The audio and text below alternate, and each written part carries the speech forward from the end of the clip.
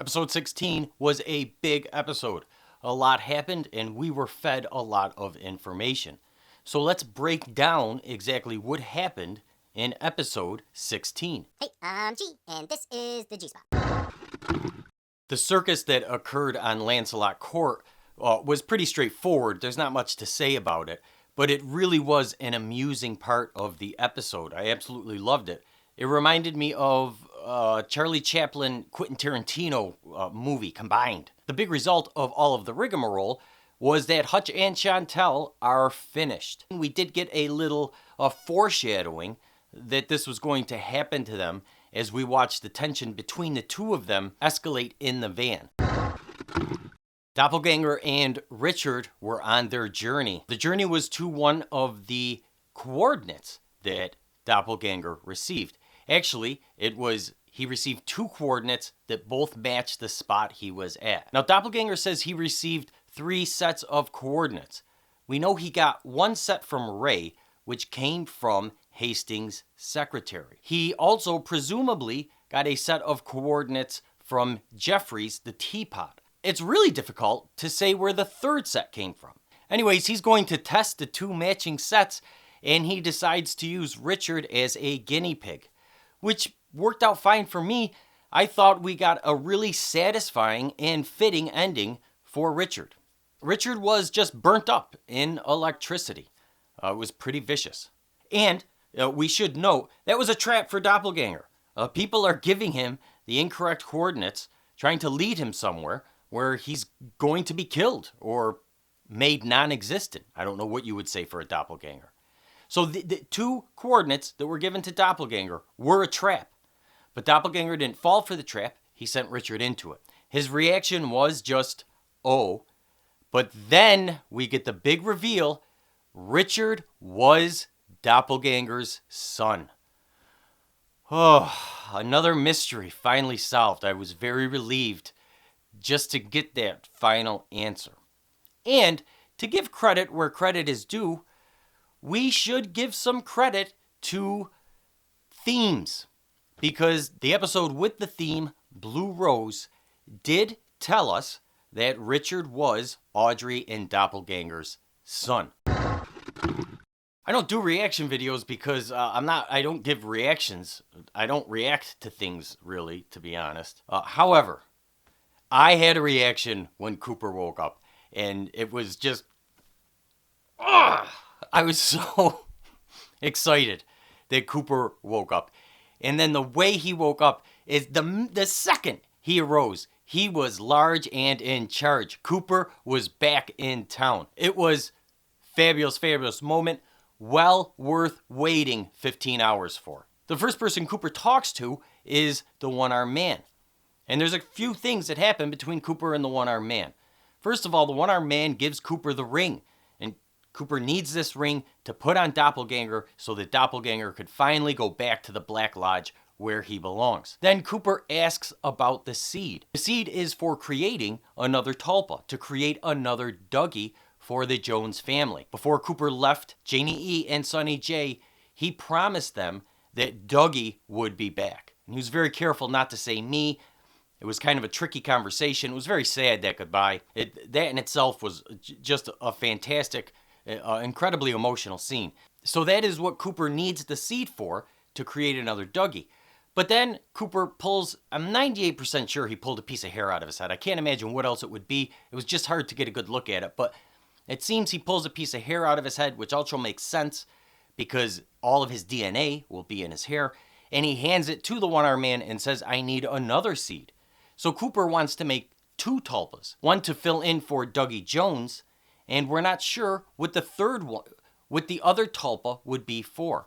I'd have to imagine that Cooper plans on sacrificing himself, or rather, this third Tulpa. Cooper then gives a heartfelt goodbye to Bushnell, tells him what a good man he is, and leaves a message for Gordon Cole. We then see the Jones family driving down the highway through Las Vegas, and this is an awesome shot.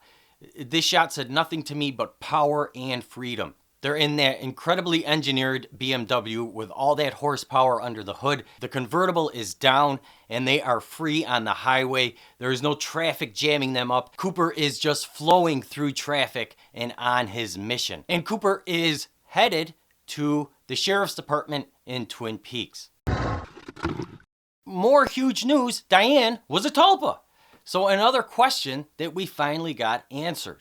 Now, it was really interesting watching Diane because she was struggling with a fight. She was fighting for her own free will, but kept coming under the control of a command. It began as soon as she got that text from Doppelganger with the smiley face and all. Diane gets the text. She sends the coordinates to Doppelganger. She has to obey this spell that she is under, but she's also fighting it. It's like she realizes her free will is being compromised and she's trying to fight it. We see the same type of thing when she's in the meeting with Albert, Tammy, and Cole, and she goes through the story, and then we get confirmed Doppelganger assaulted Diane. So much confirmed in this episode. We don't get much else out from Diane because she starts to talk about Cooper bringing her to the convenience store. And then she gets confused saying, I'm in the sheriff's station. Oddly enough, that is where Cooper is headed. So she babbles about, I'm in the sheriff's station a couple times, and then poof, she disappears. That is when Tammy realizes Diane was definitely a tulpa. One other thing we could note about the FBI in Buckhorn is we did get the scene earlier on with Gordon just kind of standing in a daze. It seems like Gordon is finding out, it's like he's plugged into something. He's getting extra information from an outside source. And I say that specifically because when Diane shows up at the door, before she enters the room, she does not knock. Gordon just says, come in, Diane. So I don't know how he knew she was there. But we see Gordon earlier on, and he's just kind of staring off. But the point about this scene is all the machines we see. And if we remember, on the way to Jack Rabbit's palace, Bobby mentions the only thing he remembers about his father's base is all the machines it had in it. So the FBI in Buckhorn are monitoring the fifth dimension, just like Garland Briggs used to.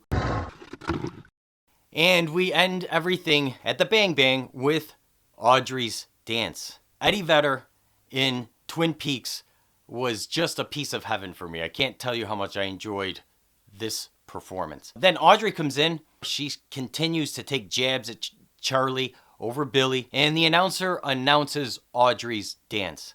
This whole scene is really weird and whacked out. I do believe we are supposed to assume that Charlie and Audrey walked in to the real Bang Bang in our reality, in our time period, that they were actually there. Did this Audrey's dance actually take place? Does that announcer literally have a dance just for Audrey every time she shows up there? I don't know. Was the dance in Audrey's head? I don't know. But there are some things we do know. She runs up to Charlie. She says, get me out of here.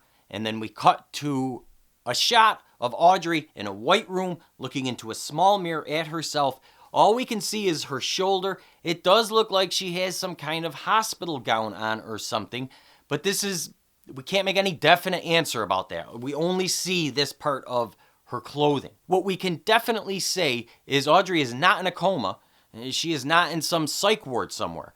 Because when they cut to this shot of her, we hear the electricity sound. And there is no doubt that when we hear this electricity sound, we should be thinking of the Woodsman. Definitely the Woodsman, maybe the Black Lodge, and more likelihood, the Woodsman. So it seems that Audrey is another tulpa. If we compare her and Diane, Audrey in the previous episode said, I'm not me. Diane said the same exact thing in this episode. We also know that Diane said, I'm in the sheriff's station. So she felt like she was in two different spots at once. And then that's what we see Audrey in. We see her in two different spots at once. In the Bang Bang and then in that white room. When we take a look at the theme of episode 16 in my next video, we will actually reveal more answers about Audrey where she is and what's going on with her. Thanks so much for watching. I hope you enjoyed the video. If you did, please go ahead and give it a like. If you know anybody else who loves Twin Peaks, go ahead and share the video with them. And if you want to be sure that you're notified every time I upload a video, go ahead, subscribe, click the bell, and you will be notified when I upload a video. Thanks so much for watching and have a great day.